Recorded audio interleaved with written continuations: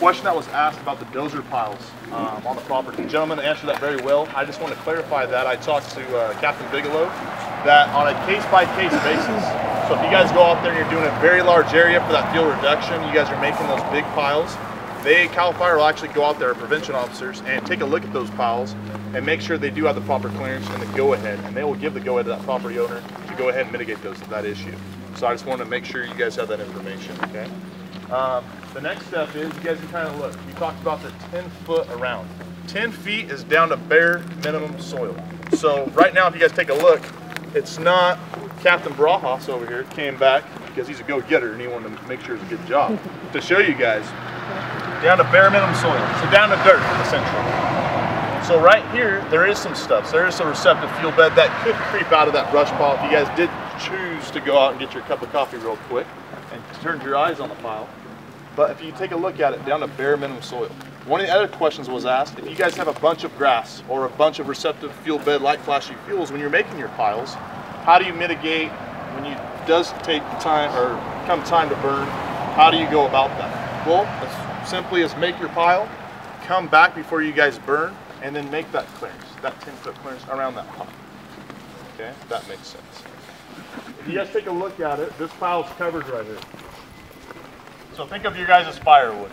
You guys put your firewood by your house as you put it out there in the snow all winter. What is that material doing? It's getting wet. It's going to be hard to burn. Okay.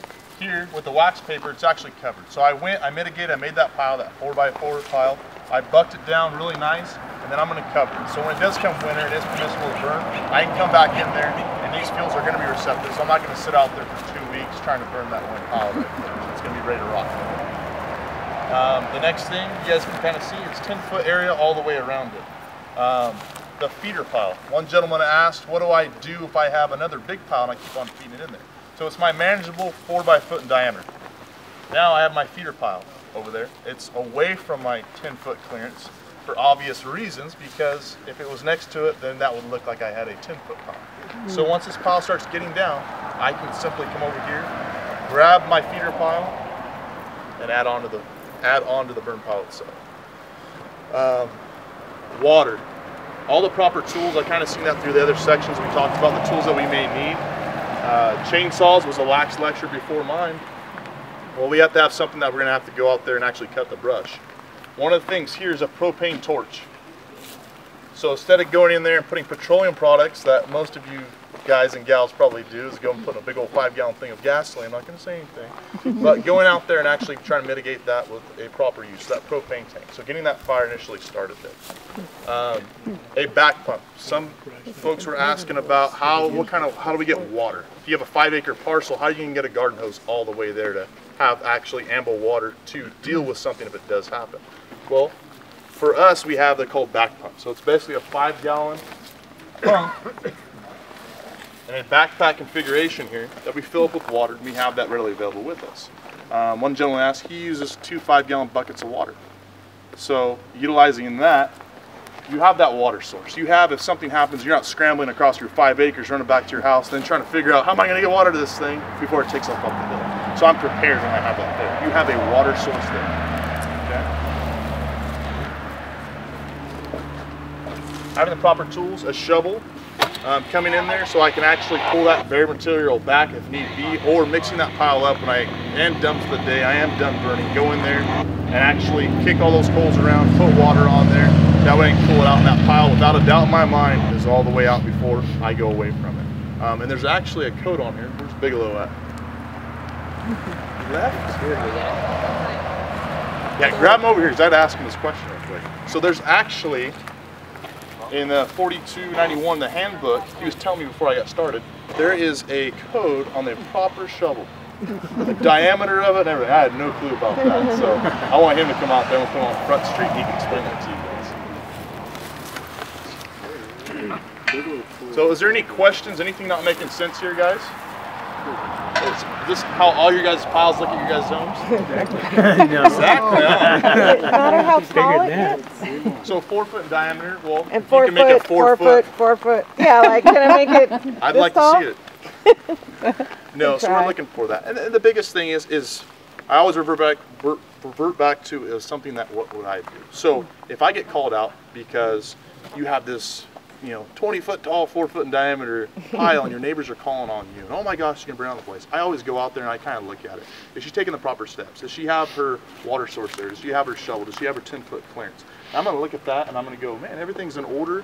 She's following by the rules. She's mitigating those fuels on her property, getting those clearances, that zone 1, that zone 2, that zone 3, or even above. She's taking all those steps so that she can, mitigate that issue on her property, and it's going to help out her neighbor's property too. And I'm going to go, no, everything's in order. Now, if I get out there and I see a big tire in the middle of that, and you got garbage, and you're drinking a beer, and everything's just getting wacky with it out there, I'm going to go, okay, there's some more stuff going on here. So taking the, that's the biggest thing, is just taking those proper steps. You guys wouldn't be here if you didn't want to take those proper steps for the day. So kudos to you guys for that too. But just going that extra step. That way, if something did, God forbid, happen, you're there, you're covered. I noticed the water backpack and it has a hose. Is that preferable over, say, 5-gallon bucket? I would be, because that's going to last you a little longer. So it's actually got a piston pump on it. So I'm getting too technical. It's like a big squirt gun. It's going to last a little longer. So now I can sit there. Think of it's a backpack squirt gun in there. So I'm in there, it'll last longer. It's anything good up to 4 feet. So 4-foot flame lengths. The back thumb. That's what they say. Roll thumb can be utilized for it. With a 5-gallon bucket of water, in my mind, now I'm getting all excited, this fire's getting away from me, and I run over here and I chip on the ground, there goes my water. Right. So now I can squirt at it, and then they're kind of fun too. So. Yes, ma'am. Well, 5 gallons, a gallon of water weighs 8.3 pounds. We'll just take it roughly there. 8.6. So roughly 40 pounds. That's heavy. I just wanted to add, to kind of clear up some of the stuff that I took liberty of taking out the Public Resources Code 4427 that specifically states, it's not in your packet, I didn't get it in, so I just wanted to read it to you. It's a paragraph and a half. During any time of the year when burn permits are required in any area pursuant to this article, no person shall use or operate any motor, engine, boiler, sanitary or stationary equipment, welding equipment, cutting torches, tar pots, or grinding devices from which a spark, fire, flame may ignite a fire, which is located on or near any forest-covered land, brush-covered land, or grass-covered land without doing the following.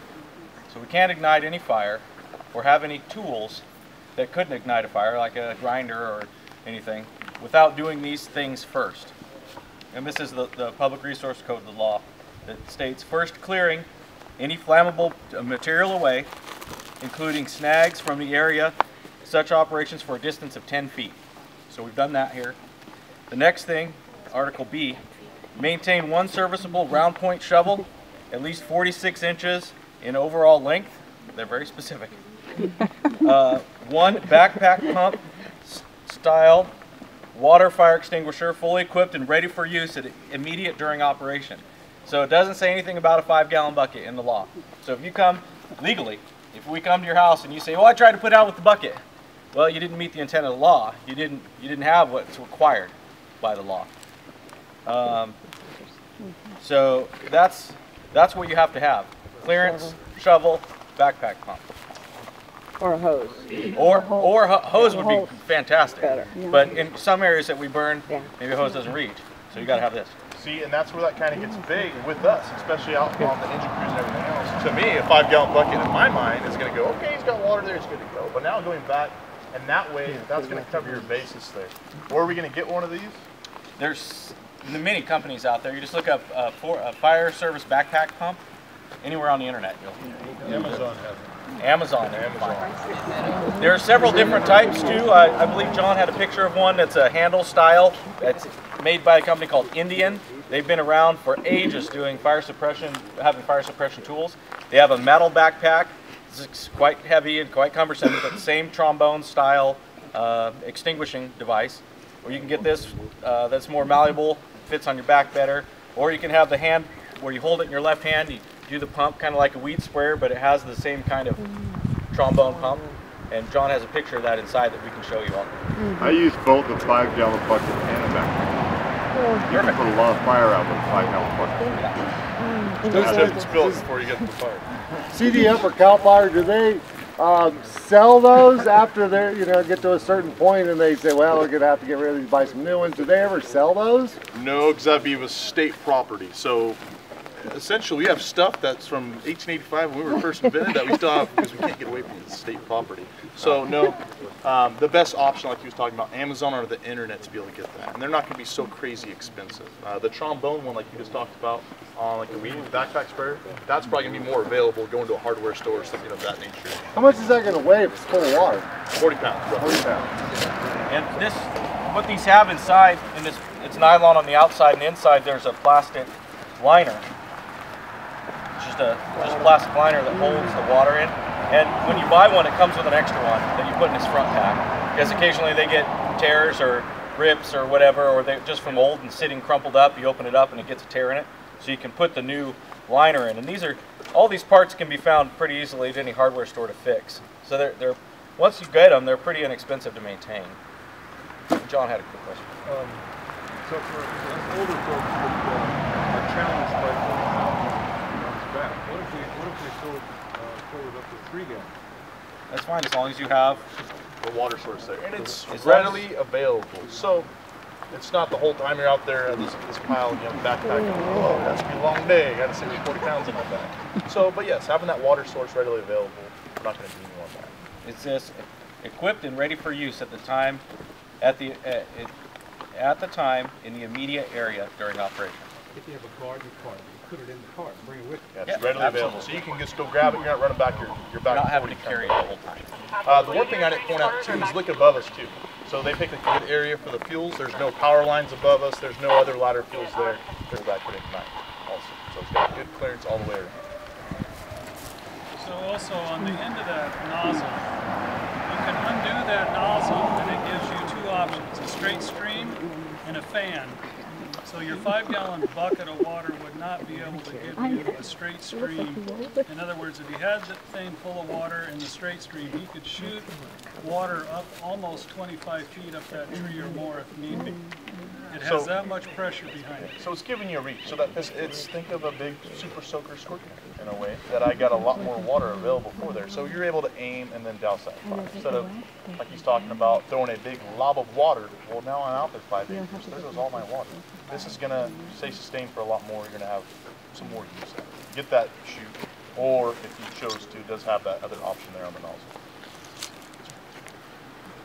If you're both old and lazy, so that you're not actually doing this burning, you've hired somebody to do the crushing and you're doing the burning, just stupid question, legal responsibility, if they make the mistake, you're responsible, right? So to my knowledge, and Frank can help me out with that, is they may have to go in there and they're getting that burn permit for that property. So are you saying, did you go out there and you made all the clearance yourself, and you're just hiring the neighbor kid to go out there? No, they're taking care of the whole thing. They did the whole shebang. Yeah. So now, to my knowledge, those individuals are going out there since they are physically doing that, burning that property. They're getting the property address.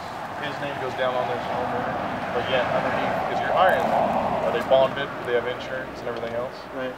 And they're all cleared. They're getting that permit, and they're going. It'll be, in my mind, this thing. Yeah, legally it would go to them if they're bonded, licensed, and insured. If we're having our neighbor kid that needs some money to come out and burn the stuff, then you assume that responsibility and the liability. So yeah, it's and understand that if you create a fire and it doesn't leave your property, and it was as a result of it wasn't a negligent type of thing, you were trying to meet the intent of the law, we're going to show up and it's going to be no harm, no foul. We're going to put the fire out. We're going to say, you know, see you later. But if that fire extends to somebody else's property, now you're causing property damage to somebody else. Now you're liable for those damages. And for the equipment that's going out there, if it's, I mean, it could be millions. It could be. Let me address one other thing. If you're having a larger project done, a contract done on your property, that contractor has liability insurance, generally up to $1 million to $2 million for property damage. You would also want that contractor to show you as additionally insured. However, if a fire starts, even on a contract, CalFire will not only go after the contractor, but they will go after you. And under a certain resource code, you can be held with a misdemeanor for a allowing your vegetation to get to a point where it can support a catastrophic fire. So you have to go into it with your heads up. You have to have contractors who are capable and insured to handle these things, but you know, accidents do occur. Obviously, hiring some high school kids or other things to do the work on your property is really a good way to go. However, you assume that risk. And that's kind of a perfect example is the Moonlight Fire, which was up in Tehama County, I believe, or Red Bluff area up there. They went in SPI grant. Some commercial fallers went out there, and they're out there cutting down trees. Non-burn day, they're not supposed to have any equipment, just like you did in there running. What do? Boom, spark the fire. Cranks off, I'm not sure how many, the particulars on it, so many thousands of acres. They went back, held those guys responsible, and went back to SPI, and the state of California sued the crap out of SPI. And I don't know what the agreement came to, but they were fined multiple millions of dollars. And they had no clue these guys were out there. So it ultimately went back to both those individuals. All right, so that's it for the questions. We got to keep on track, so we're going to head back in. Thank you. Thanks, guys. Thank you.